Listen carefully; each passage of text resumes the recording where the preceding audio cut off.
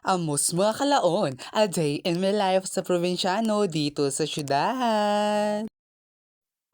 Katatapos na nga talaga yung bagyong Tino nga dito sa amin. Kaya ngayon nga ho ay matino na din nga ho talaga yung panahon. Salamat sa Diyos dahil nga ho mayroon na kaming pasukan ngayong araw. Dahil mahigit 2 araw nga ho yung wala kaming pasok dahil nga ho suspended dahil nga daw ho sa paghahanda nga ho sa bagyong Tino. Yung tipong katatapos na nga ho talaga ng 1 linggo nga ho talaga naming sim break. At nag-extend pa nga ho talaga yung aming sim break mga te. Kaya miss na miss ko na ho talagang pumasok. At syempre gusto ko na rin siya makita. Kaya buti na lang nga ho talaga ngayong araw may pasok na po kami. We're so thankful and grateful nga ho. Dahil hindi nga ho talaga gaano naapektuhan yung Puerto Princesa City. Ulan lang nga ho at saka nga ho hindi gaanong malakas na hangin. Pero syempre may mga ibang part pa rin nga ho talaga dito sa Puerto Princesa na naapektuhan nga ho talaga ng bagyong Tino. May ibang lugar nga ho talaga na binaha nga ho talaga sobra. Dahil nga ho talaga sa mga politikong kurapa ba hindi nga ho talaga matapos-tapos nga ho talaga ang problema na yan. Fast forward tayo mga te. Mayroong event nga ho or symposium or seminar nga ho talaga yung mga grade 10 student about career guidance nga ho talaga yung kanilang pinag-iusapan ngayon. Dahil ilang buwan na lang nga ho talaga magiging senior high school na sila. Kaya napakahalaga nga ho talaga na magkaroon sila ng symposium para nga ho talaga aware sila at alam nila nga ho kung ano yung kukunin nila pagdating nga ng senior high school. At isa pa dahil alam nyo ba na diba na pabago-bago nga ho talaga yung sistema ng ating edukasyon dito sa Pilipinas. At sa sunod na taon nga ho diba iba na naman nga ho talaga yung sistema ng senior high school. Kaya dapat na malaman at maunawaan nga ho talaga ng mga grade 10 student ngayon. By the way mga kalaon dahil nga ho ilang araw na lang nga ho talaga Pasko na. Kaya nga ho yung UMS 1 section nga ho talaga namin abala na nga ho talaga sa pagdidisenyo ng